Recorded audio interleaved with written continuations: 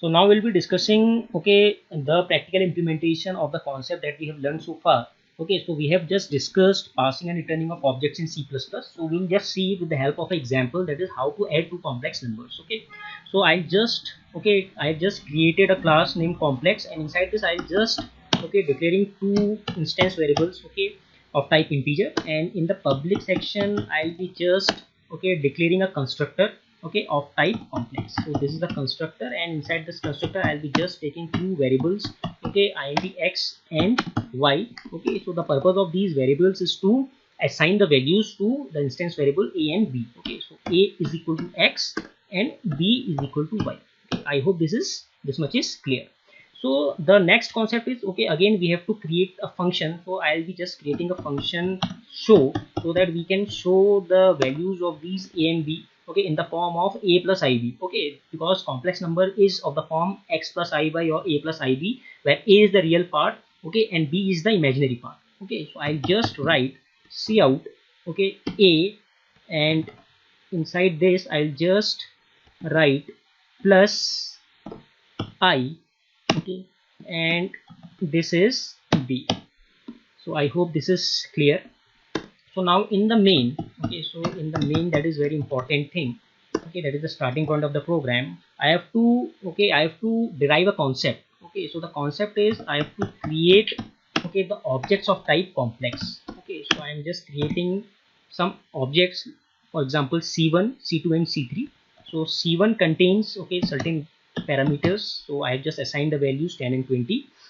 Similarly c2 object contains some parameters, so I assign the values as 30 and 40. And c3 is used to you can say when we are adding these two complex numbers, so the value will be returned to this c3 object. So c3 will be doing the processing, the task of just returning the particular thing.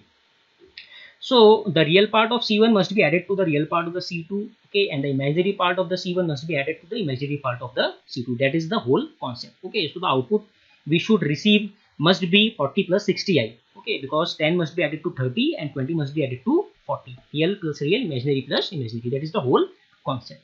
So now what I have to do, I have to write like this: c3 is equal to c1 dot add, and inside this add function I have to pass c2 as an argument.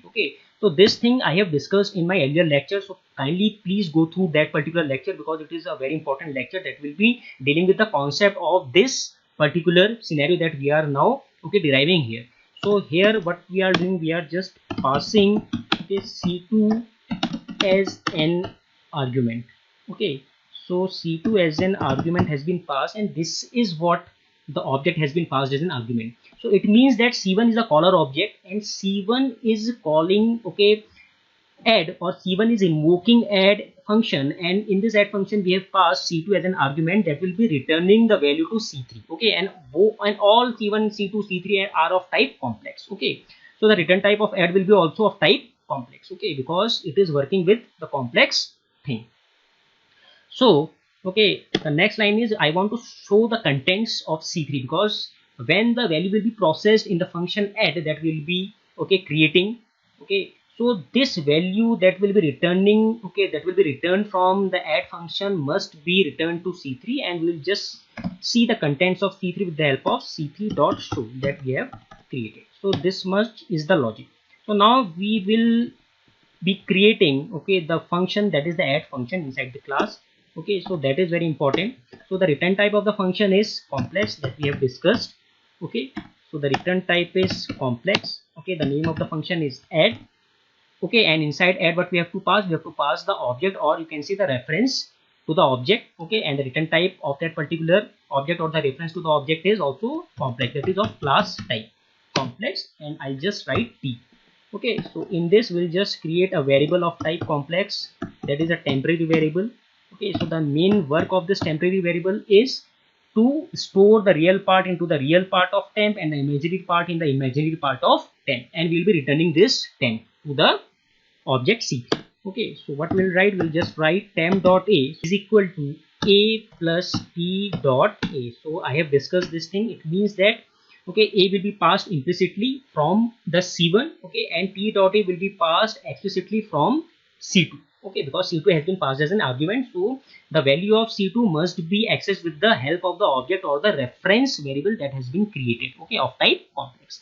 In the same way, temp dot b, that is the imaginary part of temp, okay, will contain b, that is the implicit value that has been passed, okay, from the imaginary part, okay, from the imaginary part of c1, plus t dot b, that is the explicit value that has been passed from the imaginary part of c2, okay. So in this way, temp contains both the real and the imaginary part. And now what we will be doing, will be just returning this temp. So now this temp will be containing both the addition of the real and the imaginary part, and it will be displayed on the screen as an output.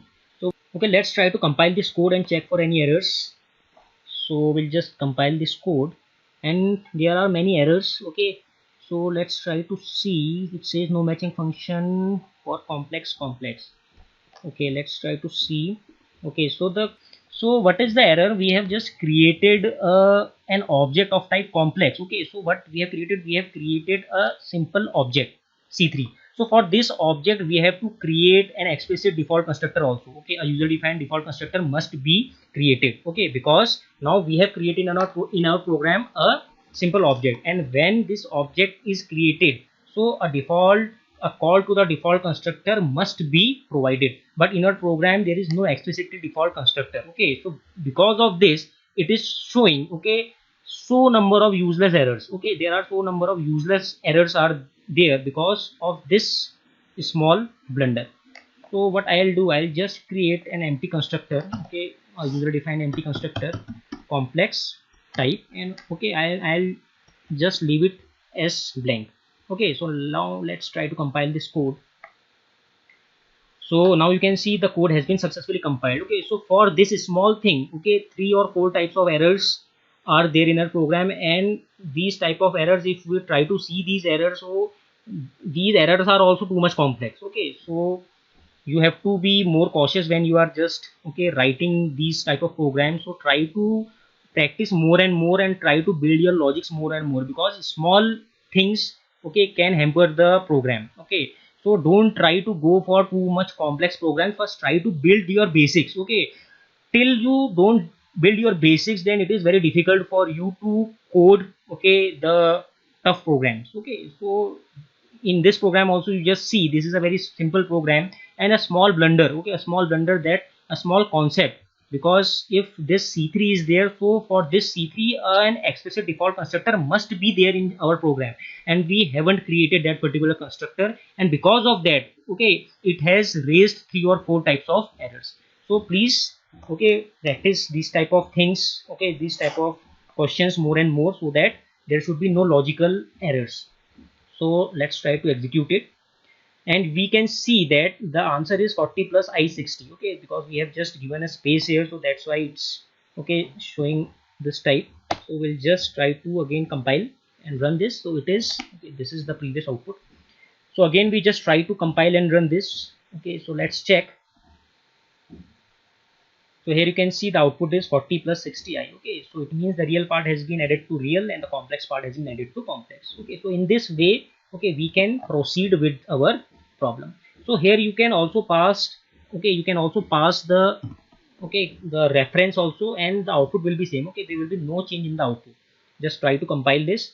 Okay, there will be no error. So it is, you can say it is a good practice to do all these type of questions with the help of the pass by reference, because the user can modify the contents if there, okay, in its program with the help of pass by reference. Okay, because the caller function can modify the value of the argument if there is any requirement in our function. Okay, for example, if we want to increment or decrement the values in our program, or we want to have certain contents in our program, then it must be there, because if we don't, if we just pass by value, okay, and we don't use pass by reference, then the values, the changed values won't be reflected in our program, and it will be, you can say, it will be a logical error, not a syntactical error, but it will be a logical error to our program.